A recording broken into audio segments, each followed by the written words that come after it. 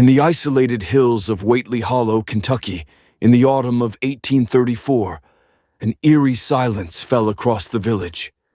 Something was coming, something unnatural. On the cold night of October 28th, beneath a blood moon, Eleanor Whately gave birth to twin boys in her creaking wooden cabin, far from town. The midwife, a seasoned mountain woman, swore she heard voices whispering from within Eleanor's womb before the birth. She never delivered another child after that night.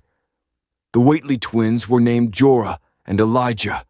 They were identical in every way, down to a faint crescent-shaped birthmark behind their left ears.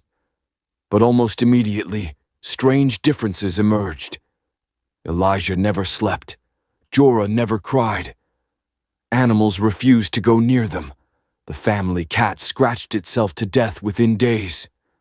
The barn caught fire 3 nights later, with no lanterns or flammables inside. The fire department called it spontaneous combustion. Locals called it a sign. As the twins grew, their strangeness only deepened. By the age of 3, they would sit still for hours in complete silence, staring into corners. They never played like normal children. Instead, they would whisper to each other in a strange, guttural tongue that no one understood, neither Latin, English, nor Appalachian dialect. Their mother, Eleanor, began keeping a journal. The entries quickly turned from tender observations into frantic warnings. One line, scribbled in shaking ink, stood out. "They speak in dreams. They speak as one voice, but from 2 mouths." The townsfolk began to keep their distance. A preacher from Lexington visited to pray over the boys. He stayed in the house for 1 night and vanished. His horse was found grazing peacefully outside the Whately home, but there was no sign of him. His Bible was discovered open to the Book of Revelation on the Whately's porch, soaked in rain, the pages stuck to the wood. When the boys turned 6, the horror escalated. Elijah went missing one foggy morning and was found lifeless under a dead oak tree, miles from home. His face was peaceful, smiling even, though his eyes were open and glassy. There were no wounds, no signs of trauma, no footprints, just gone. They buried him in the church graveyard. But Jorah didn't cry. He simply whispered, "He's not gone. He's just inside now." His demeanor changed. He would often speak in 2 voices, one soft and low, one sharp and childlike. Sometimes at night, he would knock on his mother's door and say, "We want to come in." Eleanor began locking him in the root cellar, crying as she turned the key. Then, in the fall of 1843, 3 years after Elijah's death, he came back. One evening, a knock echoed at the door. Eleanor opened it, and there he stood, Elijah, same age, same clothes he was buried in, same birthmark.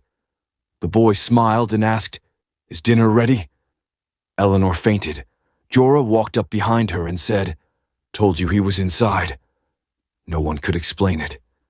The body buried in the church cemetery was exhumed. The coffin was empty. Now the twins were together again. They moved in eerie unison. They spoke at the same time, with the same words. When separated, they'd both suddenly scream, as if in pain, and beg to be near each other again. They drew strange symbols on the walls, circular patterns, eyes within eyes, spirals that made you dizzy if you looked too long.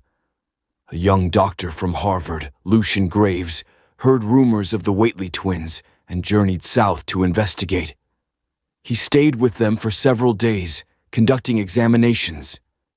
His notes, later discovered in a sealed attic in Boston, revealed that the twins shared identical brainwaves, even while in separate rooms. They would answer questions before he finished asking them.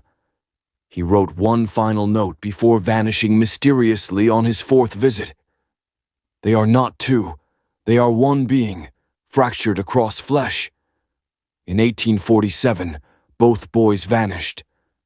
One night, the neighbors saw a strange orange glow in the sky above Whately Hollow.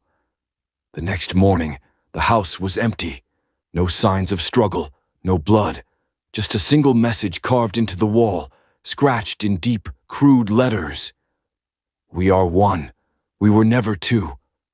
The house fell into disrepair. No one dared claim the land. But the strange happenings didn't stop.